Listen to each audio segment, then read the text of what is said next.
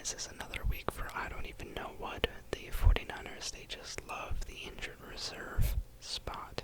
He's not on IR, but I'm sure that they would love to put him there. And so Mac Jones gets the start, and he is laser focused. He gets it done. A very impressive day from Mac. Goes 33 for 49 for 342 yards, 2 touchdowns, no picks. Just a brilliant day from him. 49ers, they get off to a hot start in this game. They get the first touchdown on the opening drive, and then they force the Rams to punt. And their next time they touch the football, they have a 17-play, 91-yard drive that lasts 8 minutes and 15 seconds. Lengthy play. And they get a 2-touchdown lead over the Rams, leading 14-0, heading into the Rams' second possession, in which they fumble. So things are looking mightily down for the Rams. Luckily, they're able to hold the 49ers to a punt, and on their next touch, they're finally able to get some points on the board. So the Rams, with a touchdown to Kyren Williams, are able to cut it 7-14, and then the 49ers respond with a field goal to make it a 17-7 lead heading into halftime. The second half, the Rams start with the ball, and they go down the field and line up for a 53-yard field goal, but Joshua Carty misses it wide right, so they can't capitalize. That gives the 49ers the ball back with pretty good field positioning. I guess not great. It's 35 where you would typically start, and they end up scoring another field goal to go up 20-7. The Rams, feeling the pressure of the moment, knowing that essentially the NFC West title is on the line in this game, they get their stuff together, and we see a Buccaneers 1-yard touchdown to make it a 20-14 game. After that, we get another 49ers punt, and then the Rams score another touchdown. They score this touchdown, and they should go up 21-20, but the extra point is blocked, and that keeps it a 20-20 tie. After that, by the way, that was Kyren Williams' second touchdown of the game. The Rams and 49ers both go 3 and out once each, and after that, the 49ers get the ball back. They hold the ball for 5 minutes and score a field goal, giving the ball back to the Rams with 2 minutes and 52 seconds, down 3 points. The Rams field the ball. They march down the field 63 yards, and on first and goal at the San Francisco 3-yard line, Kyren Williams, who already has 2 touchdowns on the day, fumbles, and it is recovered by the 49ers at the 1-yard line. Now, luckily for the Rams, they play excellent defense. Even though there's only 1 minute and 5 seconds left in the game, they hold the 49ers to just 2 yards and only waste 12 seconds of clock. And so they are able to get the ball at the 50-yard line with 42 seconds left, and they get in a field goal range. Joshua Carty knocks down at the 48-yarder, and it goes to overtime. So in overtime, the 49ers start off with the ball. They manage to construct a pretty solid drive, 8 plays, 37 yards, and while it doesn't go all the way into the end zone, they managed to get into field goal range. They got as close as the Los Angeles Rams 14-yard line before taking a sack that pushed them a little bit further back, but still in field goal range. They end up scoring 3 points on a 41-yarder. And finally, the ball goes to the Rams. They control their own destiny. A touchdown will win it. A field goal will tie it. And then maybe you tie the game overall. But they have the ball at the San Francisco 16-yard line. They make it all the way down into the red zone. They're faced with a 4th and 1. They had 3rd and 6. They picked up 5 yards on the run, and they immediately line up to go for it. I think they actually took a timeout, and both teams took a timeout, so they had the opportunity to go for the field goal, but the Rams really wanted the win, so they lined up a play. They handed it off to Kyren Williams, Broncos. And yeah, great. I forget who it was. There was someone that, like, I think it was Siegel, just came in full speed and bammed Kyron Williams, make sure he wouldn't get any more forward progress, and that sealed the game for them. So the 49ers end up winning it short-handed. They don't have any Kittle. They don't have a couple people on defense. They're missing Brock Purdy, and still they find a way to get it done. And most surprisingly, it's the Rams. I really felt like the Rams, they were playing really good football up until this point. Took it down the wire with the Eagles. Got that win over the Colts.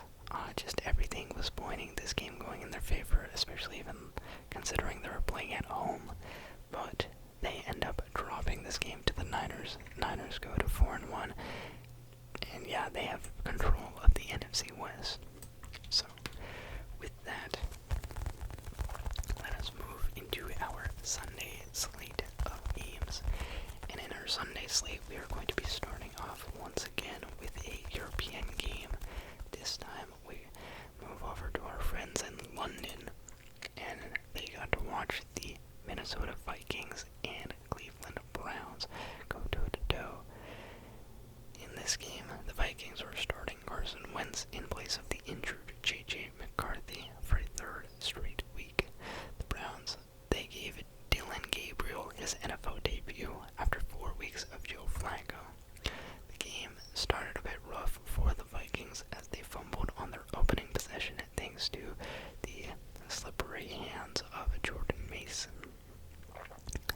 That led to a Dylan Gabriel touchdown pass to Harold Fannin Jr. on the Browns' first drive of the game. After that, the Vikings were able to respond with a direct snap touchdown to Cam Akers, who actually passed it off to John Oliver for a 32-yard touchdown. Then the game kind of hit a lull. I'm sorry to all my London football watchers if you're tuning into this game. We saw 6 punts in a row to open up the second quarter, and right before halftime, the Browns were finally able to kick another field goal to make it a 10-7 lead. Starting in the second half, we had the Vikings scoring on a Jordan Mason touchdown run. They take their first lead of the game, going up 14-10. And then the Browns strike right back with a Gabriel touchdown pass to David Njoku, who's been relatively quiet through the first 4 weeks, but he had a good day, catching passes from Dylan Gabriel today.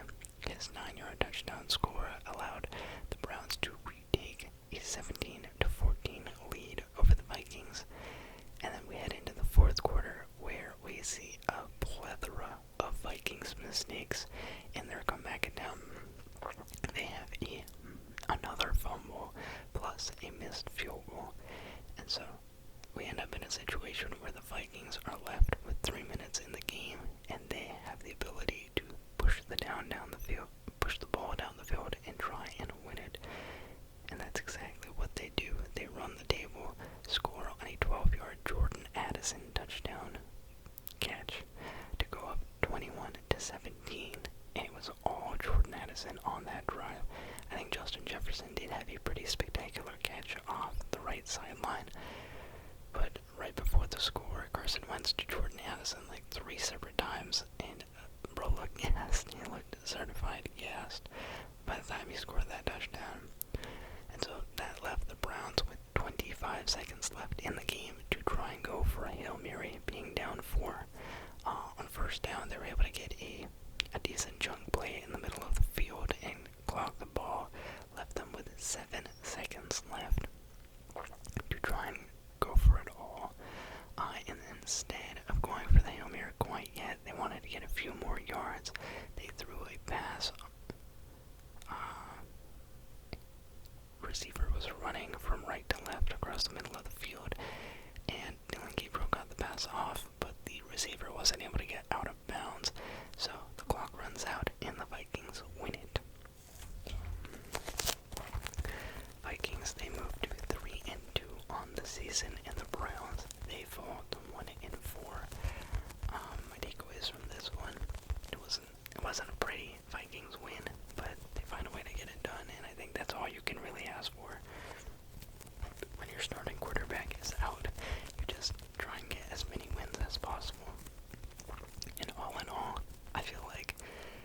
Vikings have done pretty well with Carson Wentz in. Justin Jefferson seems to be eating much better. This game he has 7 catches for 123 yards. And then Carson Wentz himself, he played a much better game, no turnovers. But the running backs this time, they get the fumble flu. So just as a whole, between last week and this week, we've seen a lot of turnovers from this Vikings offense. They're going to want to look to clean that up. But yeah, once again, with a backup in, I feel like you have to be pretty happy with how things are going. As for the Browns, I don't think there's too much to be upset about. I mean, you didn't have many people expecting you to win this game going into it, starting a rookie quarterback against one of the best defenses in the NFL. But Dylan Gabriel played really well. He had 19 of 28 passing for 190 yards, 2 touchdowns. As far as I'm concerned, this was a good debut. Yes, they don't walk away with the win, but he showed signs of greatness. Was able to get a solid lead against a better team that has good defense. That too being an international game in your first start. Very difficult set of circumstances surrounding this start, but all in all, Dylan handled it well. So I think down the line against a bad team, we could really see him cook. So yeah, shout out to Dylan Gabriel. And so that brings us to our regular Sunday morning slate. Our 10 a.m. games issue with me in the PST time zone. And our 10 a.m. slate had 6 games. 3 of them were blowouts and 3 of them are close. So we're going to start with some of the blowouts, focusing more on the stats of the game. First up in our blowout section is going to be the matchup between the Las Vegas Raiders and the Indianapolis Colts. Now, if you recall from my video on Thursday, this was my lock of the week. And what a lock it was. The Colts steamrolled the Raiders to move to 4-1 on the season, while the Raiders fell to 1-4 with the loss. The Colts, they did all of their scoring in just 2 quarters. In fact, we only had the Raiders score in the first and fourth quarters, and only the Colts score in the second and third quarters.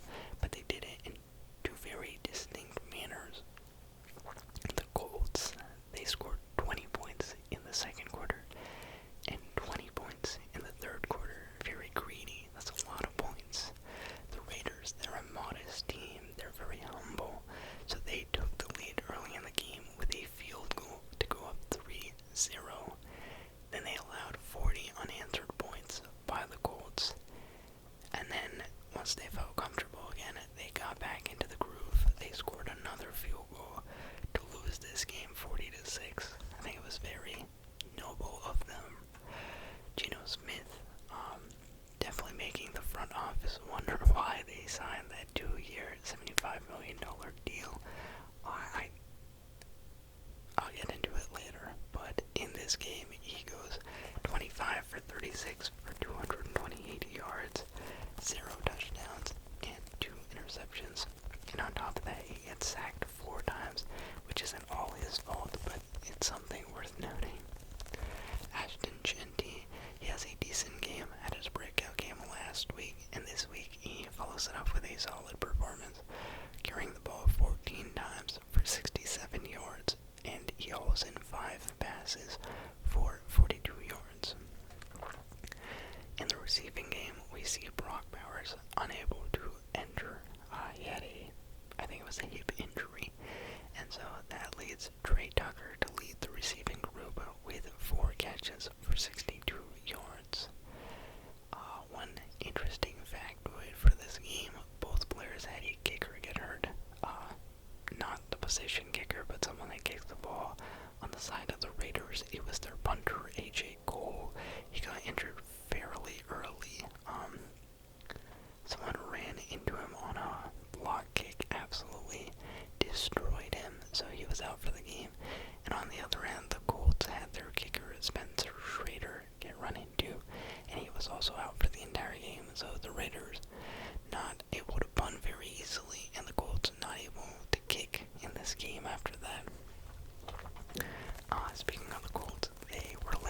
game by Daniel Indiana Jones, who had a 20 of 29 passing performance for 212 yards and 2 touchdowns.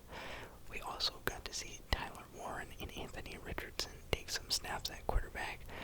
Richardson in garbage time and Tyler Warren on a trick play that wasn't really materializing, so he just threw it through the back of the end zone. In the ground game, Jonathan Taylor had a productive day with 17 carries for 66 yards and 3 touchdowns. A hat trick for him. He also had 3 catches for 20 yards. And for the receivers, the Colts were led by Ashton Doolin, who had 2 catches for 55 yards. I believe Josh Downs was the second best with 6 catches for 54 yards, in case you're looking for a name you're more familiar with. I guess I've never heard of Ashton Doolin, if I'm being honest. Anywho, due to Spencer Schrader getting knocked on his kick, the Colts had to go for it on 2 a couple of times, and they were able to convert, I believe, on 2 of their attempts.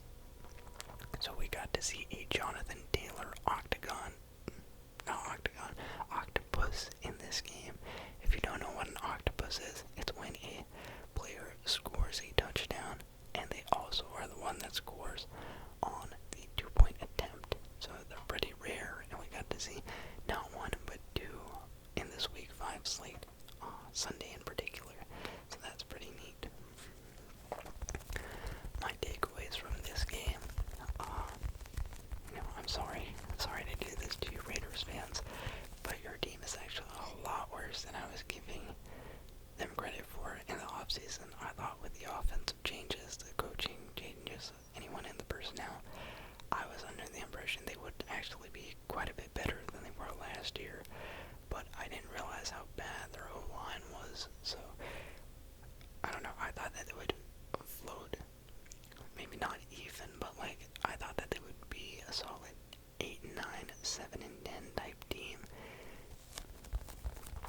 and they are on pace to be just as bad as they were last year, so that kind of is unfortunate. As for the Colts, they can hang with the good teams, they can dog on the trash teams. They won 6 of 6 in the red zone, which is elite. I feel like every time I come out here and I talk about the Colts, it's just like, yeah, they're good. They are good. There's just no dancing around it. Yeah. I mean, another excellent day for Daniel Jones and company. Congrats. So, with that, let's move into our second blowout win. This is going to be a matchup between the Houston Texans and the Baltimore Ravens at the battle of the 1-3 playoff hopefuls. Two teams with different paths to 1-3. The Ravens looking strong in their first couple of games, but they lost Lamar last week, lost 3 different starters on their defense. Texans, on the other hand, just had a hard schedule, came out 0-3, and then finally got a win. So, yeah, both of these teams, they're trying to climb into the playoff picture. Very little hope that they can hold on to at this point, but even less hope for the Ravens because they had Lamar Jackson get hurt towards the end of that Chiefs game, and so they have to start Cooper Rush. And the Texans, they take full advantage of this opportunities. They tell the Ravens to flock off in their own home. Just kidding. A group of Ravens is actually called a murder, which is coincidentally what the Texans did do to the Ravens today. C.J. Stroud in the 44-10 win over the Ravens as his best game of the season by far. He goes 23 of 27 for 244 yards and 4 touchdowns, finishes with as many incompletions as he does touchdown scores. Nick Chubb is the leading rusher in the backfield. He has an efficient day, which is pretty rare for him now. 11 rushes for 61 yards and a touchdown. And in the receiving group, it's Christian Kirk that paves the way with 4 catches for 64 yards.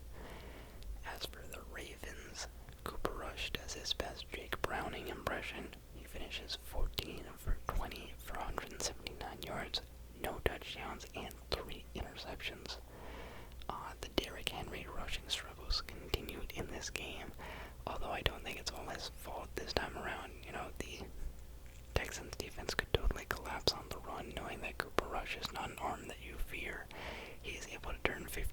carries into just 33 yards, but he does manage to snag a touchdown.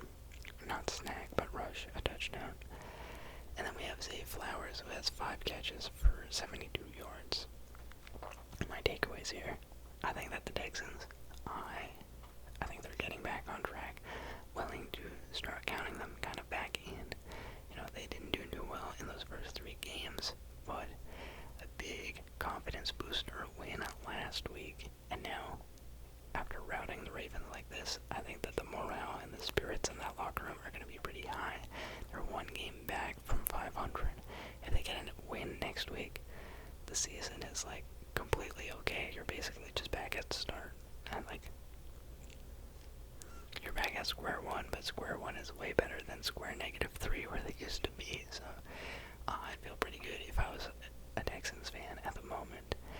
And the Ravens, I think the exact opposite. I think the Ravens are cooked. You know, like barring an Aaron Rodgers injury, it's going to be very hard for them to climb back into this division. Sitting at 1-4, obviously the Bengals are also cooked. The Browns don't look like a good football team, and they're starting with their rookie quarterbacks now, so it's not like they're going to take off. But yeah, unless the Steelers get like horrifically injured and Mike Tomlin is in jeopardy of losing his winning season, it will be a slog. The Ravens might be out of it. Next up, we've got our final blowout victory, and this is going to be in a game between the Dallas Cowboys and the New York Jets. The Cowboys heading into this game, they've got a 1-2-1 record. One of the only teams with a tie, which came against the Packers last week. The Jets still searching for their first win. They are 0-4 heading into this game. And the Cowboys defense has the performance of a lifetime. And when I say that, I mean in this game, they held the Jets to just 6 points until the final 10 minutes of the game, which is unheard of. The Cowboys defense, you know, competing for one of the worst in the league thus far. They've allowed 40 points on multiple occasions. Right? Yeah. And it's just like, usually they don't play any defense, but they were playing a lot of it today. They end up taking this game 37-22 against the Jets. Dak has a very strong performance, running it up on a bad team. He finishes 18 of 29 passing for 237 yards and 4 touchdowns. Javonte Williams also has a monster game, 16 carries for 135 yards and a touchdown, plus a catch for 6 yards that also was for a touchdown. In the wide receiver group, we still have CeeDee Lamb sideline, and stepping up is Ryan Flournoy. He has a breakout game with 6 catches for 114 yards. Never heard of this man before in my life. And then, if we go on the other side of the field, we can take a look at Justin Fields, who has a decent game, but he really did run up his numbers in garbage time. He finished with 32 of 46 passing for 283 yards and 2 touchdowns, but his O-line did not do him justice. He got sacked 5 times in this game. Brees Hall had a pretty efficient day with 14 carries for 113 yards and 4 catches for 42 yards, but his performance had a shadow casted over it with a fumble that he lost. And finally, in the receiving group, Garrett Wilson continued his strong campaign with Justin Fields in at quarterback. He had 6 catches for 71 yards and a touchdown. My takeaways from this game, you know, the Cowboys, they're back at 500 in an odd week thanks to the tie. You know, you don't see that very often. And they look to continue scoring lots of points and giving up lots of points. That's really all I can predict for them. I think that their division between the Commanders and the Eagles, it's still going to be very difficult if you make a lot of... I mean, today was good. Defensively, today was good.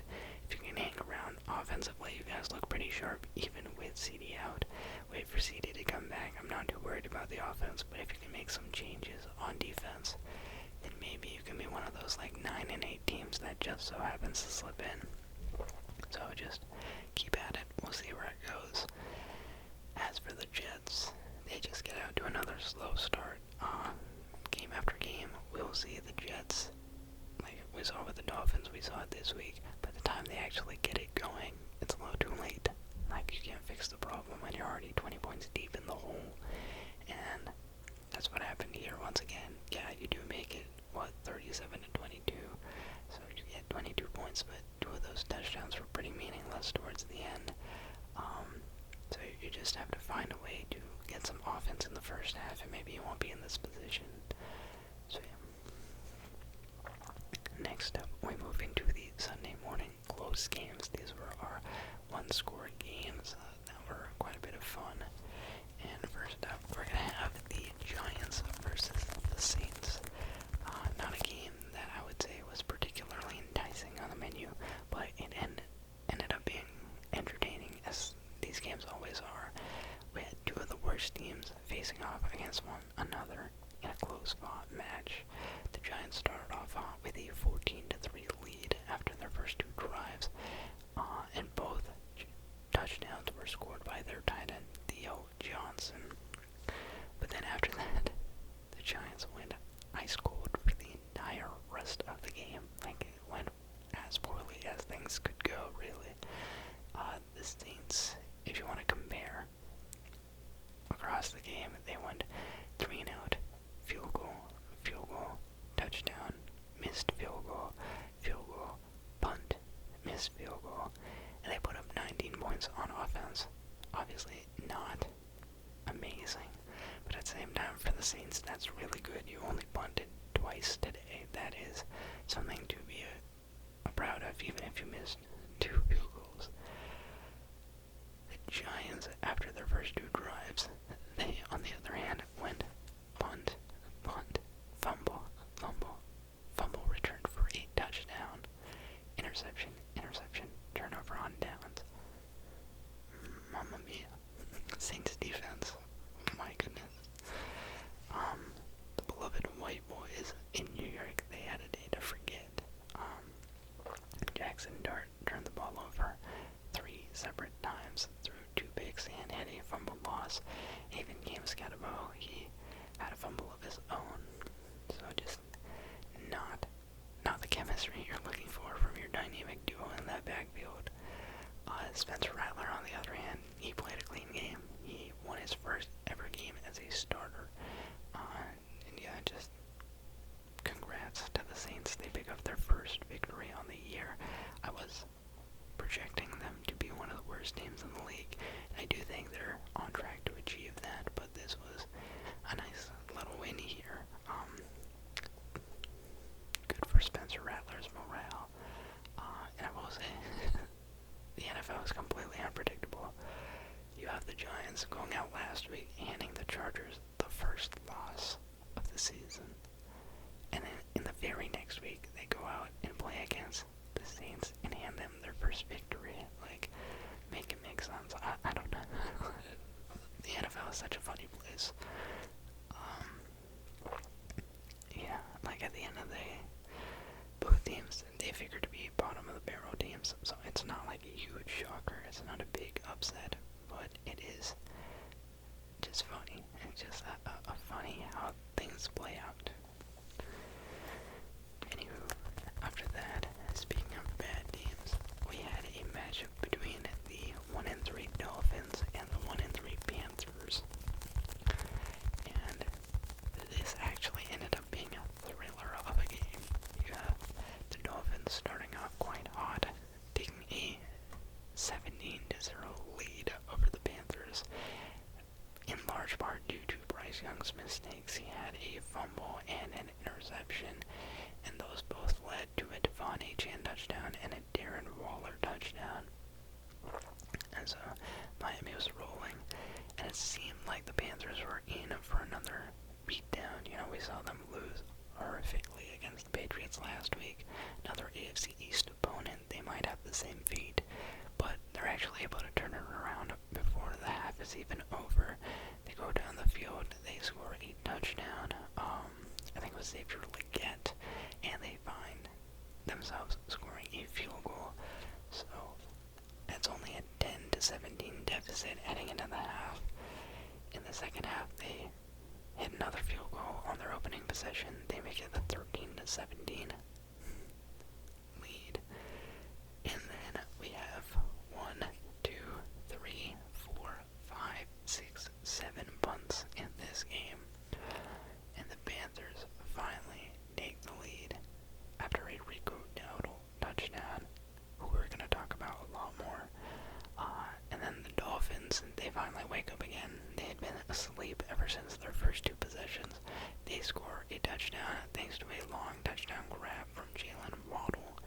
And the Panthers respond with another touchdown to something Evans just under the 2-minute warning. I believe it was 1 minute and 59 seconds left on the clock.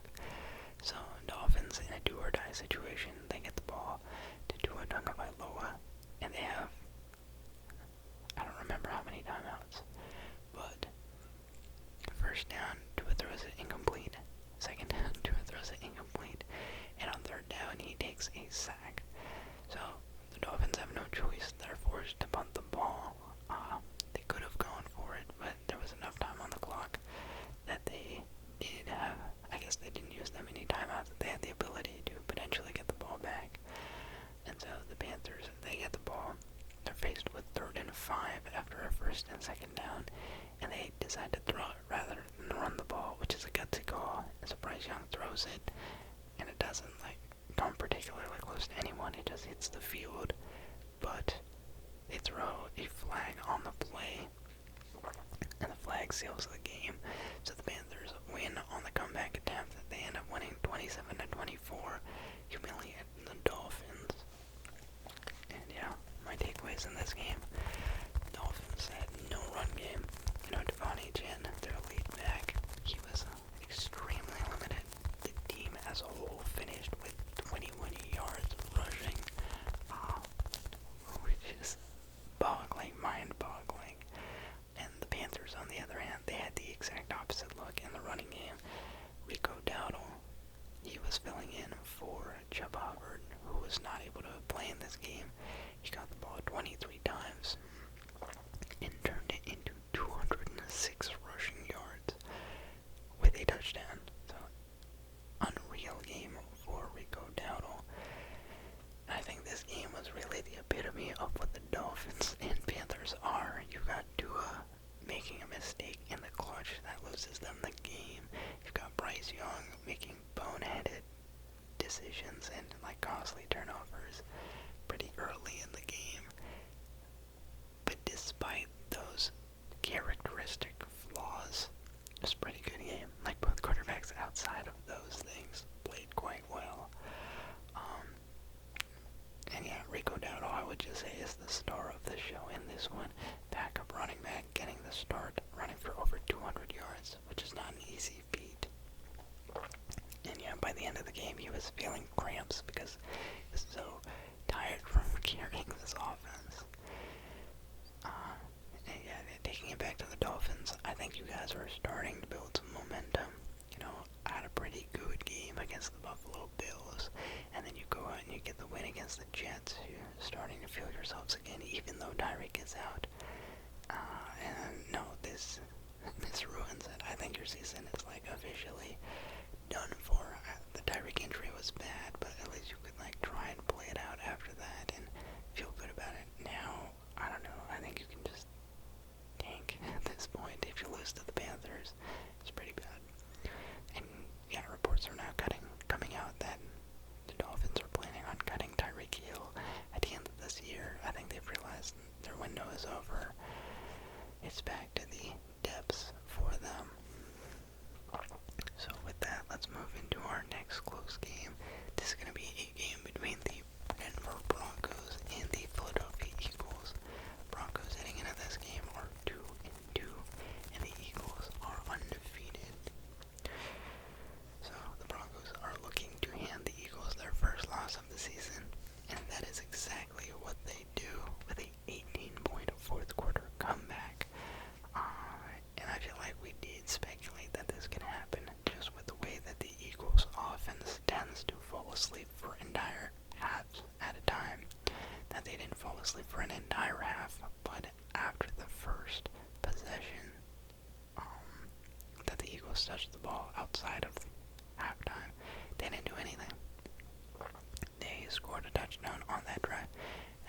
not do a single thing after that.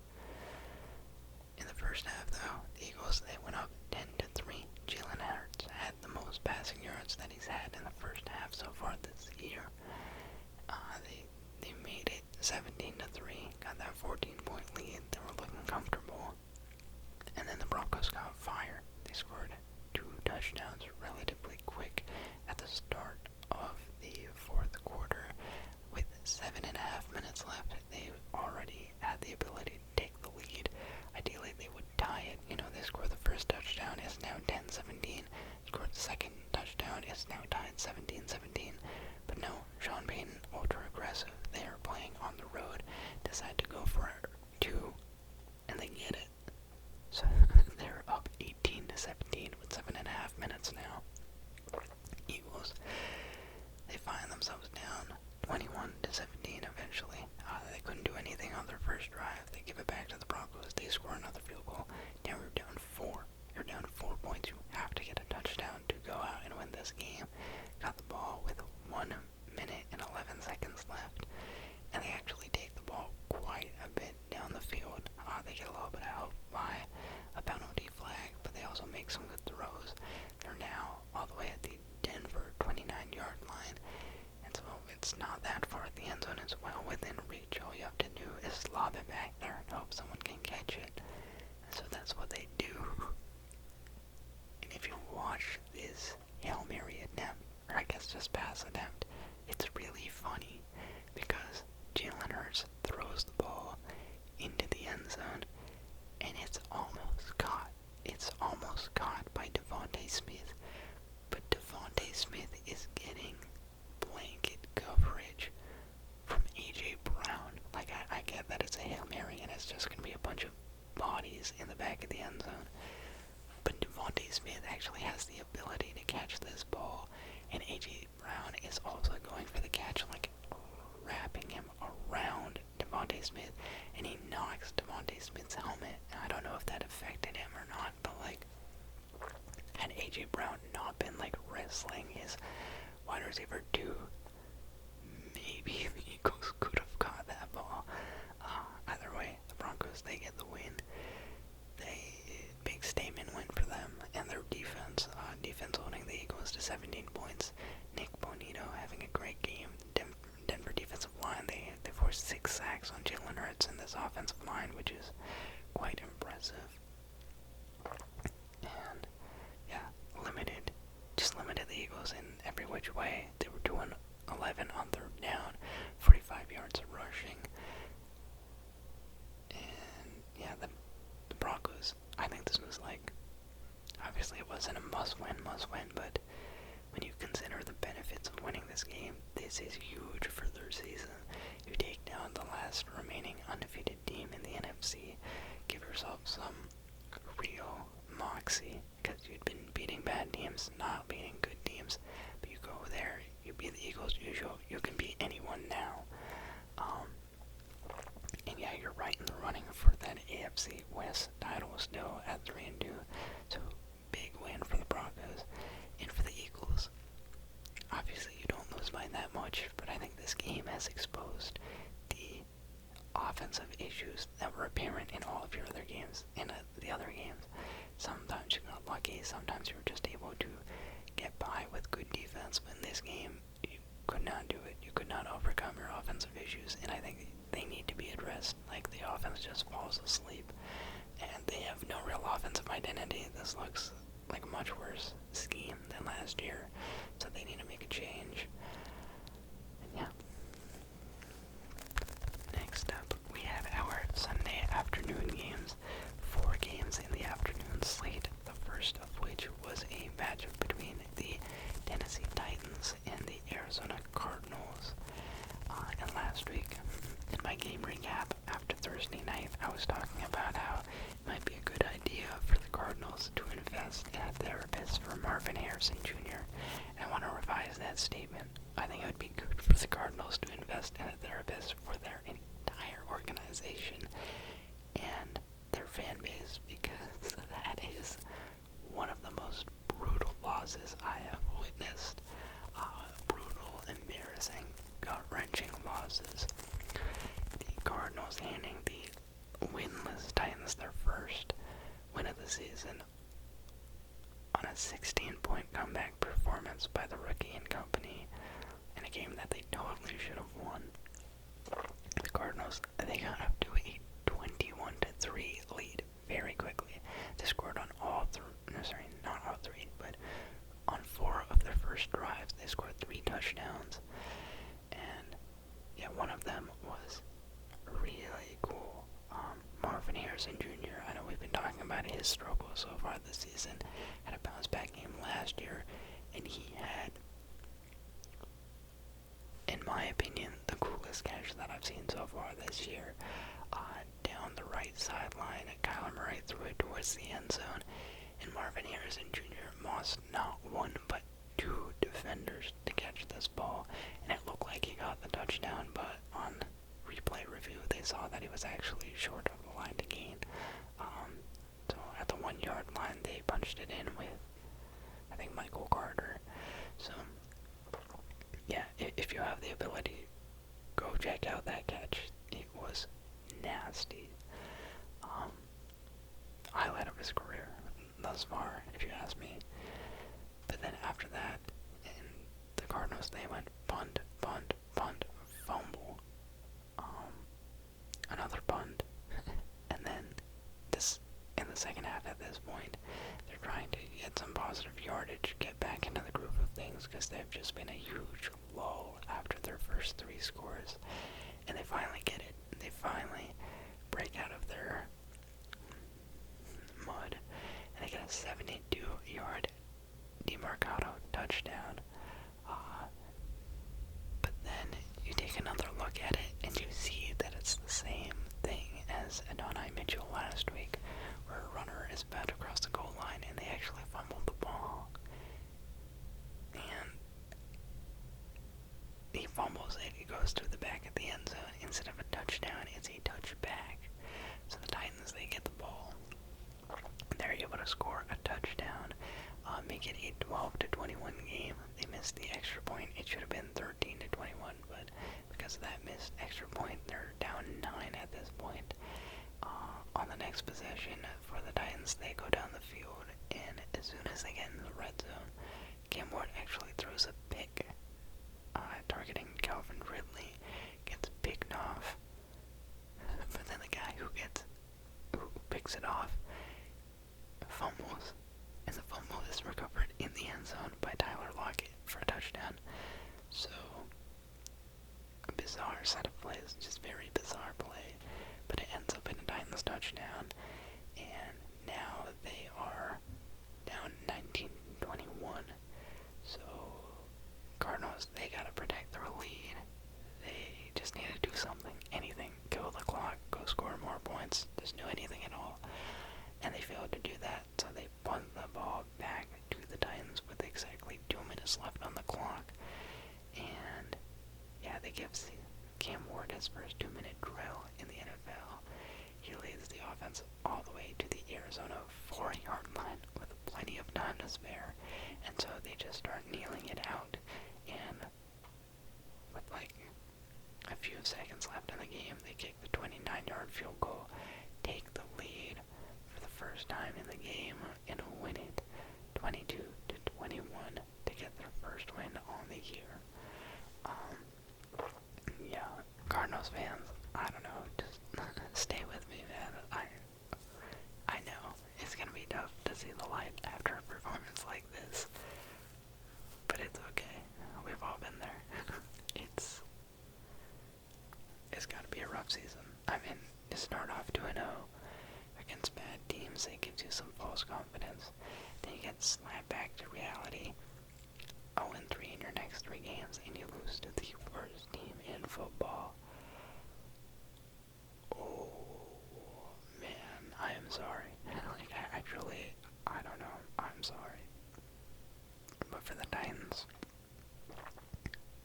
this is huge. I think just in every sense. Big win for the Titans. Congratulations. Cam Ward, Calvin Ridley, they finally got on the same page. Ridley gets 5 catches for 131 yards in this game. Cam Ward, good job on keeping the Titans accountable. last week, he goes out in the post-game presser, gets asked a question, and answers by telling the reporter, like, dude, we are ass. We are not a good football team at the moment. But he wasn't saying it as a diss. He was just saying, like, we have a lot of issues to address. And obviously they didn't start the game very well. They start off down 21-3, but he never gave up. And they end up getting their first win on the year. And yeah, he wasn't, like, spectacular in the win, but the fact that he stayed in there and he fought it out, I think we're going to see some good games from him in the future later this season. Next up, we have a matchup between the Lions and the Bengals. And though the final score doesn't really reflect it, this was also a blowout. The Lions, they were up 28-3 with 5 minutes left in the third. And they're not the Falcons, so they managed to keep that lead. Jared Goff in this game, he went 19 for 23 for 258 yards, 3 touchdowns, but he also took 4 sacks and had a fumble on one of them. So, still a fairly good game. He only had 4 incompletions, 3 touchdowns, but 1 mistake in there. David Montgomery, productive day for him. He threw for a touchdown to Brock Wright. He used to play quarterback back in high school, I think. And he also had 18 rushes for 65 yards and a touchdown on the ground. Amon-Ra St. Brown continuing his very prolific season, 8 catches for 100 yards.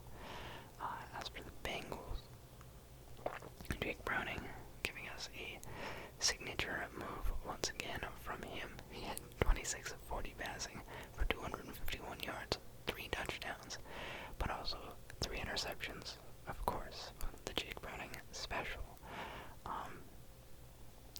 Jake Browning, not all bad in this game, though. We have to give him credit for being the leading rusher in the game. He had 4 carries for 31 yards.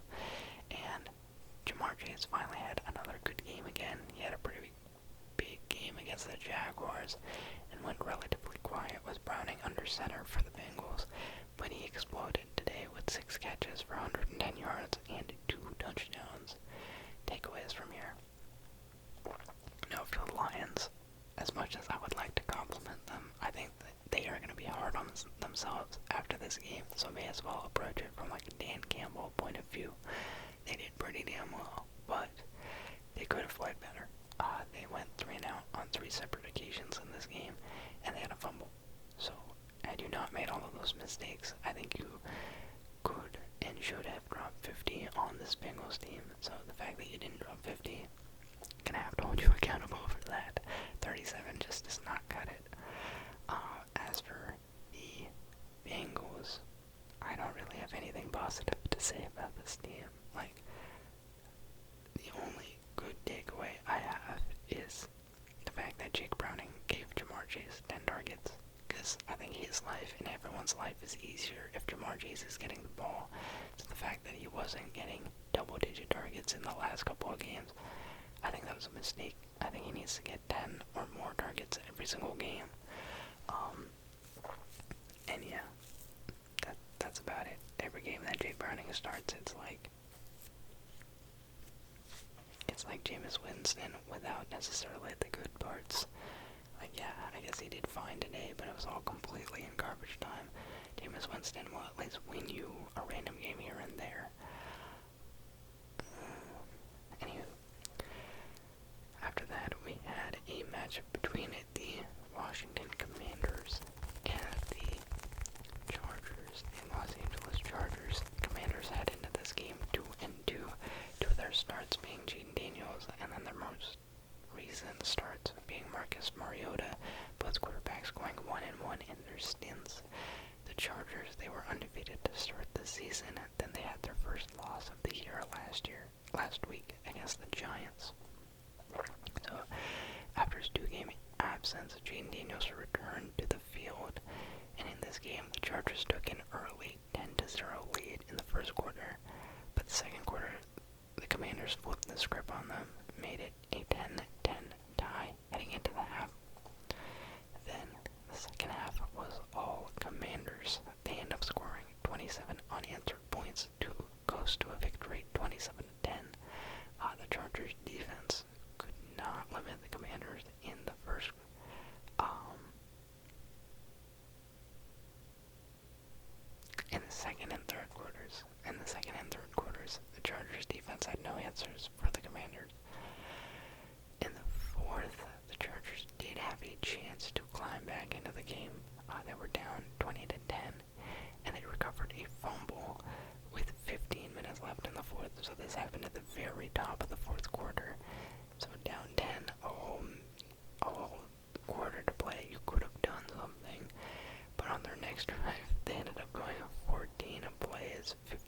yards, wasted 7 minutes of the clock, and they threw a pick at the goal line. So any chance of winning that game was thrown away, literally, at that point. Gene Daniels in this game, he went 15 for 26 for 231 yards, 1 touchdown, and 39 rushing yards. Ja'Cory Cross-Merritt finally burst onto the scene. He has his best day of the year. 14 carries for 111 yards and 2 touchdowns, but also a fumble. And Deebo Samuel continued to be productive with Terry McLaurin sidelined. 8 catches for 96 yards and a touchdown in this game. Herbert, on the other hand, struggled in the loss. He put up 22 of 29 passing for just 166 yards and 1 touchdown, but also an interception. The Chargers not only struggled to throw the ball, I think that they struggled to run the ball because their leading rusher in this game was Justin Herbert himself. He got 60 on his feet. Amir Hampton only able to pick up 44 yards before leaving the game late with an ankle injury. And then in the receiving game, it was Keenan Allen who led the way with 5 catches for 58 yards. And my takeaways from this one, the Commanders getting back their commander-in-chief, Jaden Daniels, and he helps lead them to a victory over a pretty stellar opponent. I mean, 2 weeks ago, we were talking about the Chargers as potentially being able to win that division. I personally was not talking about it like that just because that wasn't my prediction, and I was being salty, but they looked great. And yeah, after the unbelievable loss last week, and another loss this week, the Commanders, they beat a good opponent.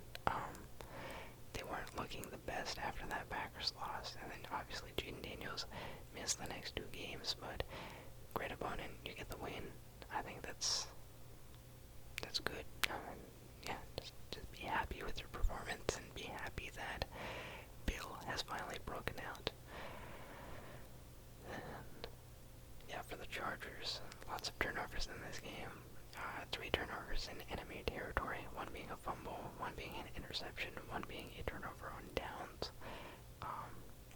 Already so many injuries that they had to deal with on the offensive side of the ball with Joe Alt, with Rashawn Slater, and Najee Harris. So the Hampton injury really adds insult to injury, and makes life that much harder for Justin Herbert.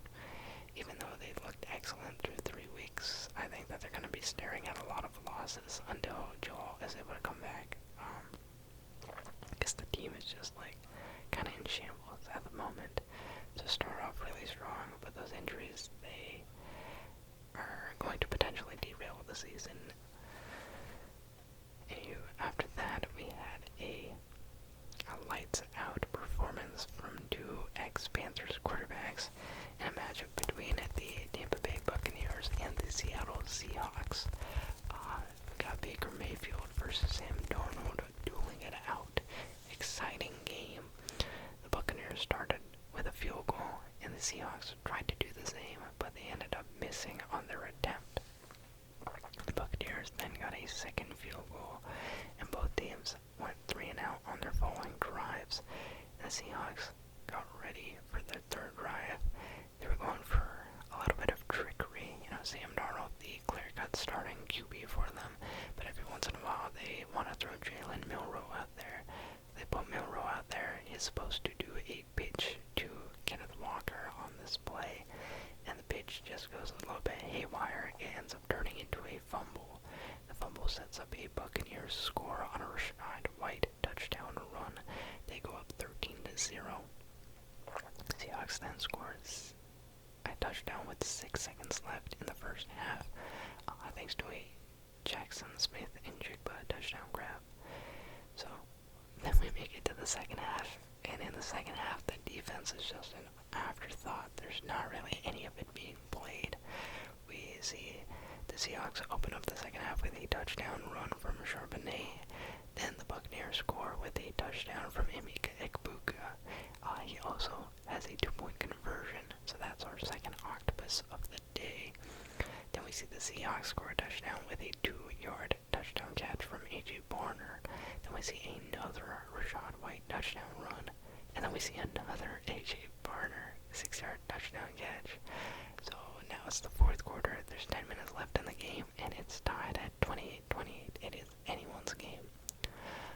And it's at this point that the Buccaneers offense finally falters once again. They have their second punt of the day, a little bit untimely. The Seahawks, they look to take advantage. They construct an 8-play, 99-yard drive that results in a Troy Holden, is it Troy? I don't know, 21-yard touchdown grab. And so, the Buccaneers, they do their thing, 3 minutes and 10 seconds left. They're down 7 in the game. Baker Mayfield is salivating. He lives for this moment. So he takes just 5 plays on the next drive and scores on an 11-yard touchdown pass to Sterling Shepard. And that leaves 1 minute and 8 seconds left in the game. It's tied 35-35 for both teams. Sam Darnold has 3 timeouts in his back pocket. He's set up at his own 23-yard line. The game is his to go out and win. And he passes complete to Cooper Kupp on first down. And on second down, he tries to get another pass off, seemingly to Cooper Kupp again. But he kind of throws it off the helmet of the offensive or defensive line, and it ends up getting picked off by Levante David. And it is a gifted field position. Like, the Buccaneers don't have to do anything. They just run the ball to make Seattle burn all their timeouts. And then they kick the 39-yard field goal, and they win the game 38-35. So it doesn't matter. It really doesn't matter how the game is going at any point. It's going to be in a situation where the Buccaneers are down 1 possession with 2 minutes left. And 4 out of 5 weeks, they have come out with the win. One time they couldn't do it. It was just too big of a lead that they gave up early. But they like that position, and they are doing really well when they are put in that position. So congrats to the Buccaneers once again. They've got that weird, toxic dynamic with just how they want to win their games. And look, for the Seattle Seahawks, you could, in theory, blame the loss on Sam Darnold. But it was an excellent game.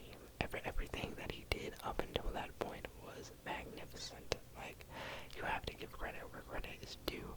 And I think heading into the season, I was heavily discounting Sam Darnold.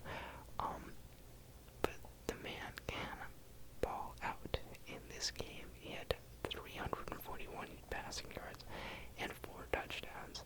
Yes, the interception kind of does seal the deal for the Seahawks, but he wouldn't have been in that position at all had it not been for him. So I can have the awareness to know not to blame this loss on him. I hope others can have the same. Bro was spectacular, just to put it, just completely honest. And yeah, he's looking like a really good signing for them. And yeah, if you're the Seahawks, I don't think you should be too hard on yourself. Obviously, it's going to hurt a little bit to think about, but you're really just like 2 plays away from being 5-0 on the year. Because if you don't throw that pick, you probably do get in a field goal range pretty easily. Just given Jason Myers makes the kick. And then, yeah, week 1 against the 49ers, you had that really untimely fumble in clutch. So you lose 2 clutch time games. But you're still right around that, like, NFC, top of the NFC West conversation. 49ers with a 1-game lead on the rest of you. But you're right there with the Rams. I wouldn't be too unhappy. And finally, that brings us to the last game. This is going to be Sunday night football between the New England Patriots and the Buffalo Bills. Drake May's first primetime game of his young career, the Year 2 quarterback, who often gets referred to as Baby Josh Allen. And he gets to match up against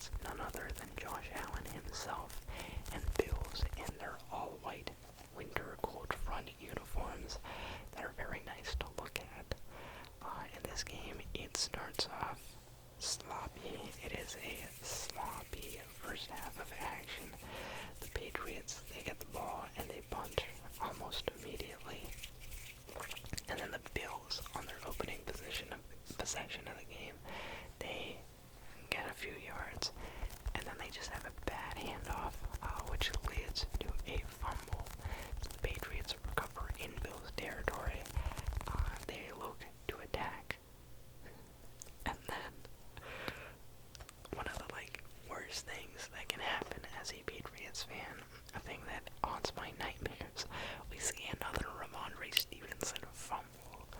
This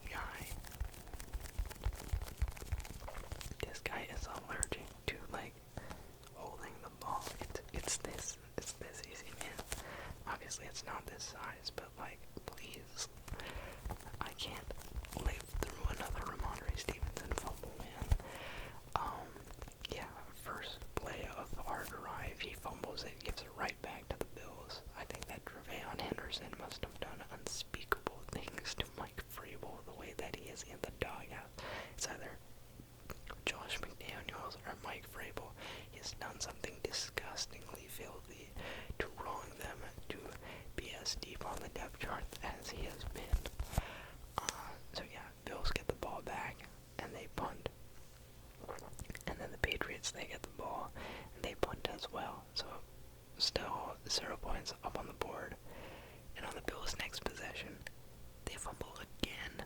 Thanks to Keon Coleman, he has the ball knocked out. Patriots, they get amazing field position. And they can't do anything with it. They have to settle for 3 points. So it's now 3-0 in favor of the Patriots. Patriots punt.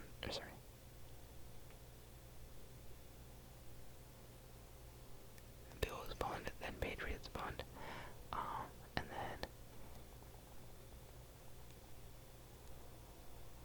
Oh yeah, then after the Patriots get the ball back, they drive down the field and they have a chance to get in the end zone. They are faced with like third and some amount of distance. They go for a pass to the back left of the end zone. Tre'Davious White is covering Stephon Diggs, his old teammate. And they call a defensive pass interference on the play. So the Patriots get set up at the 1 yard line, which would be great. But there's only 6 seconds left in the first half. So they can really only get one play off, and then they're forced to kick a field goal. So on their one play, they run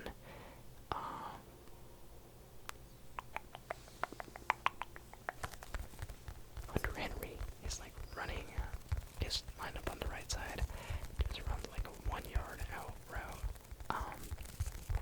in the flat, and it's a quick throw from Drake May. It actually hits Henry dead center in his hand, but he only has one hand that he can get on the ball, and he can't come down with it.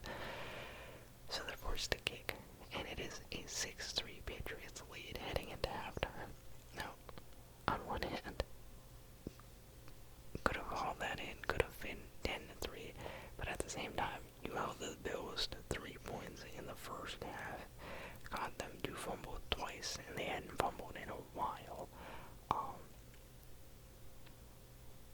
Obviously 6 points is not going to be enough to beat the Bills, but that's a good start. That is a good start. So, I was not complacent, but I was okay. I was okay with how the game was going thus far. Then, we open up the second half, and the Bills come out with the ball in their hands. They have a 10-play drive that ends up in a Curtis Samuel walking touchdown. So they take the lead 10-6. Now, I wasn't tripping too hard over this. I had a good feeling that they were going to come out in the second half and score, just because that's who they are. They hadn't scored in the first half, and that was kind of magical, but there was definitely going to be more scoring in the second half. So, that's fine. Down 10-6, the Patriots start with the ball on the next drive, and they get a great pass between Drake May and Stephon Diggs. I can't even really describe it because there were so many passes that were almost identical between May and Diggs, where May was rolling to his right. He found Diggs. Diggs caught the ball, did some sort of stutter step, and then picked up like 5 extra yards compared to where it looked like he should get tackled. And they just did that all game long. So, a few more of those connections between Diggs and May, and that led to a Ramondre Stevenson 6-yard touchdown run. I think it was maybe 1 yard. And you Patriots retake the lead 13-10. They give the ball back down to the Bills. field, and they get all the way to the red zone, and it's in the red zone that Josh Allen makes a critical mistake. He throws a red zone interception, which is very uncharacteristic of him, but he knows it. And so that gives the ball back to the Patriots. They're set up at the 10-yard line. They gotta go 90 yards down the field to try and make this a 10-point game. And they do.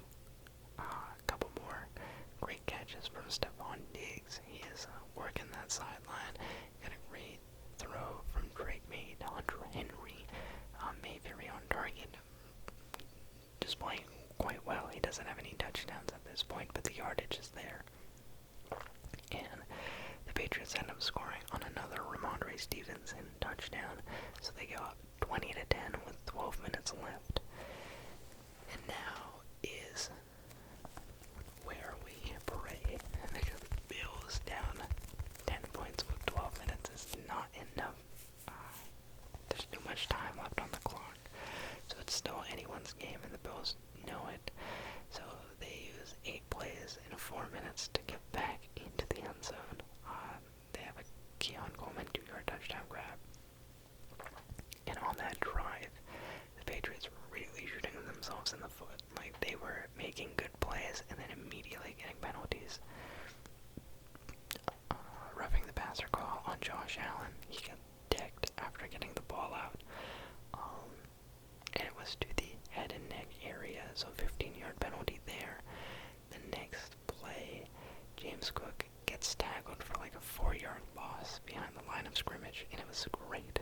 But then Patriots defender comes flying out of nowhere and just takes him to, he got tackled, he was on his knees, and he was sitting up on his knees, and the guy tackles him back into the ground. So another 15-yard unnecessary roughness penalty, and we just gifted them that touchdown. So it's like, okay, now we're only up 20-17. We're gonna need to do something. We need to score some more points, otherwise they're just gonna get this lead back. And first down, second down, we end up picking up 9 yards on the next drive. We pick up the first down on the quarterback sneak, but there's a penalty for a false start, so it ends up being 3rd and 6. And on 3rd and 6, May tries to scramble to his right to find another sideline catch, and he can't do it this time, so he just runs out of bounds. And now we have the bunt. So this is where things get scary.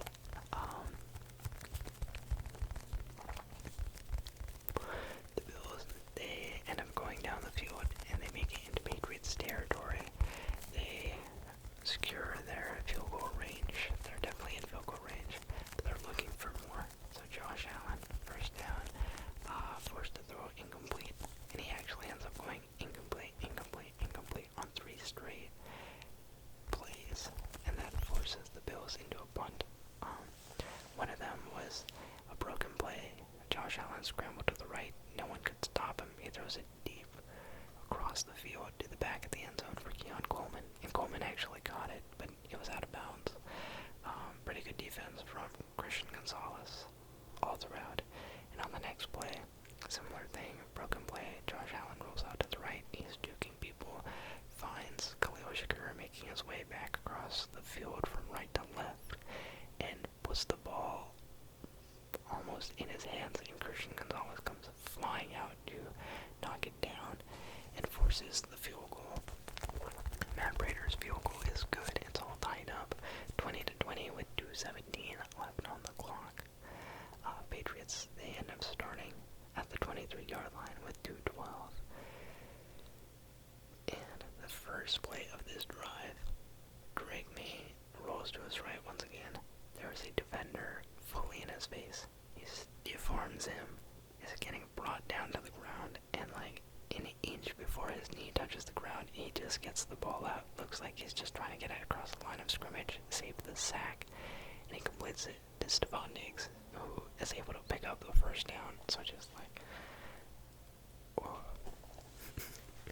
What a game, man.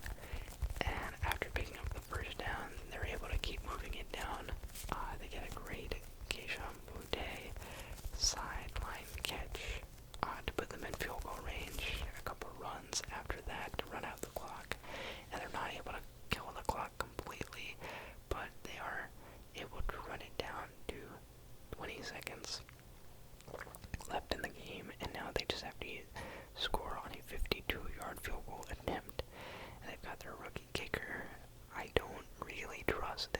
if I'm being honest. He already has missed a couple in week 1, but I'm hoping, I'm praying, I'm pleading, and he knocks it through. The 52-yard kick dead through the center. It is perfect.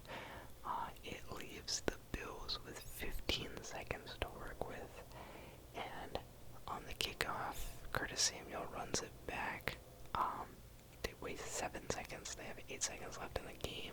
They also have a penalty, so I think they have to go like 87 yards in 8 seconds, no timeouts. If they get a huge chunk play on the sideline and then throw a Hail Mary, maybe it's possible. But they end up completing the pass in the middle of the field, and the time runs out. So that's it. Patriots win it 23-20. Yeah. I don't know. It's just like, it was a great day for football. Great day for me in particular. Just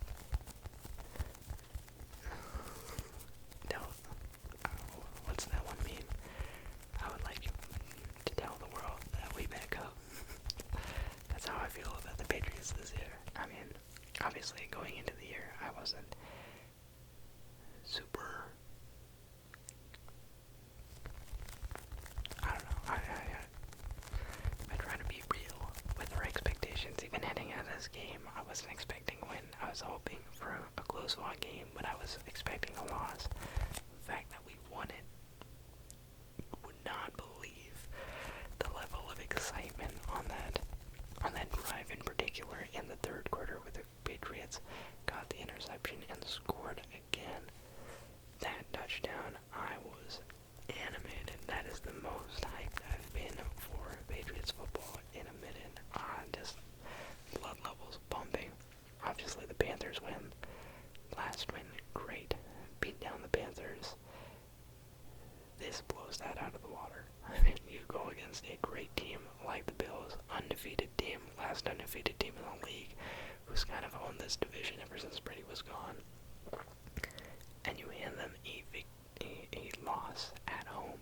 Their last time they were playing Sunday Night Football in that stadium. That's pretty damn impressive. I mean, like, this is a team. This is definitely a team. Really, like, the things holding back this team are the penalties, but they can ball. The Dolphins game was high-flying action. It's been good football. It's been legitimately good football. Just Ramondre Stevenson, credit to him for keeping his chin up high after the one fumble. Stephon Diggs and Drake May, just like elite. Stephon Diggs in his return to Buffalo, first time he's played there since getting traded away. It was a class act in his pre-game presser where he was talking about it, said it was very nostalgic. Super vocal on the sidelines the entire game, made play after play for them. This was special. This is a special game for him, for everyone involved. And the defense, they did amazing. Forced 3 turnovers. They forced 2 turnovers. They got gifted another one, but they needed every single one of them. Because usually the Bills play very clean football, but the fact that you were able to walk away with 3 turnovers is elite. And yeah, both teams very costly penalties. Bills were dealing with a lot in the first half. The Patriots a lot in the second half. I think ref-wise it was pretty even, but the turnovers sealed the deal for the Bills. Ends up in their first loss. And yeah, now there are no more undefeated teams in the league, just 5 weeks in. So that about does it for this video, this week 5 recap. I hope you enjoyed the games, the action. I know I definitely did. I'll be riding this high for a while until the next Patriots beat, because I think that we have more damage to do this season. I'm feeling pretty good now. Not gonna try and get too overexcited, but it was a good day. It was a good day. Thank you for watching. If you enjoy content like this, feel free to like, comment, and subscribe. I'll be putting out more videos as the weeks progress. And yeah, thanks for watching. I will see you next time.